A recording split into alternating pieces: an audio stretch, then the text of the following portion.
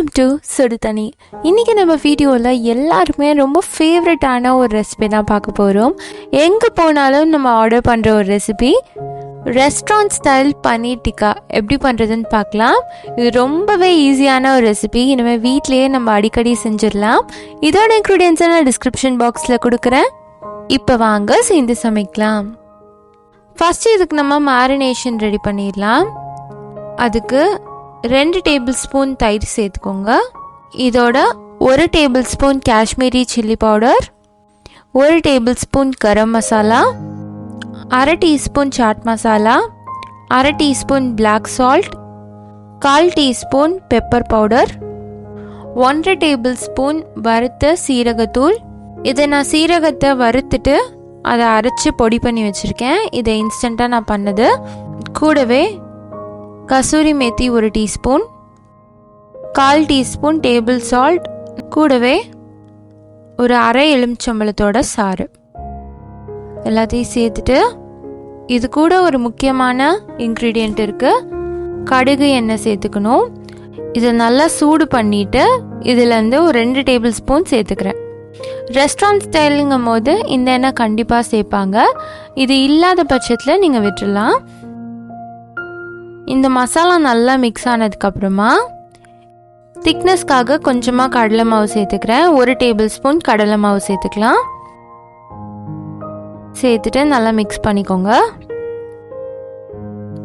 இப்போ இது கூட நம்ம பன்னீர் கியூப்ஸை சேர்த்துடலாம். இதோட ஒரு குடமிளகா, ஒரு வெங்காயம் சேர்த்துக்கிறேன். இந்த மாதிரி ஸ்கொயர் ஷேப்பில் கட் பண்ணிக்கோங்க.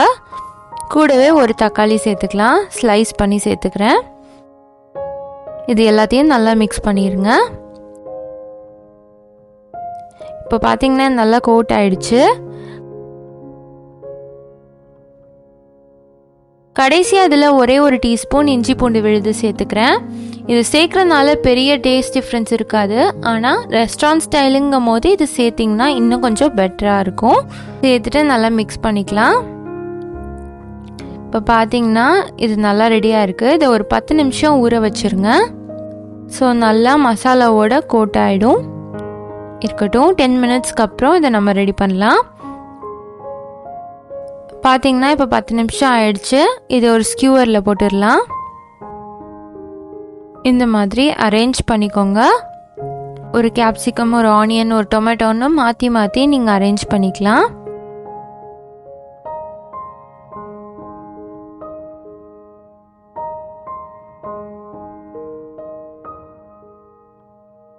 இப்போது டேரெக்டாக நீங்கள் அடுப்பில் காட்டிடலாம். ஸ்கியூவர் வந்து உட்டனில் இருந்துச்சுன்னா டேரெக்டாக அடுப்பில் காட்டும் போது அது உடஞ்சாலும் உடஞ்சிரும். இல்லை இந்த மாதிரி கம்பியாக வச்சுருந்திங்கன்னா உங்களுக்கு இன்னும் கொஞ்சம் ஈஸியாக இருக்கும். ஸோ அது உடையாத அப்படியே நீங்கள் யூஸ் பண்ணிக்கலாம். நான் இன்றைக்கி பணியாரம் பண்ணுற அந்த கம்பியை தான் எடுத்திருக்கேன். ஸோ அதில் தான் நான் இதை க்ரில் பண்ணுறேன். எல்லா சைடும் நல்லா இந்த தீ படுற மாதிரி க்ரில் பண்ணிக்கோங்க. அப்போ தான் உங்களுக்கு அந்த ஸ்மோக்கி ஃப்ளேவர் கிடைக்கும்.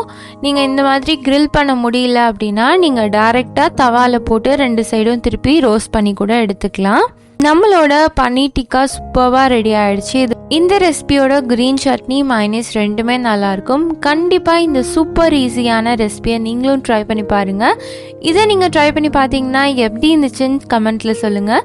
இந்த வீடியோ உங்களுக்கு பிடிச்சிருந்தால் லைக் பண்ணுங்கள். சுடுதண்ணி சேனலை சப்ஸ்கிரைப் பண்ணுங்கள். தேங்க்யூ.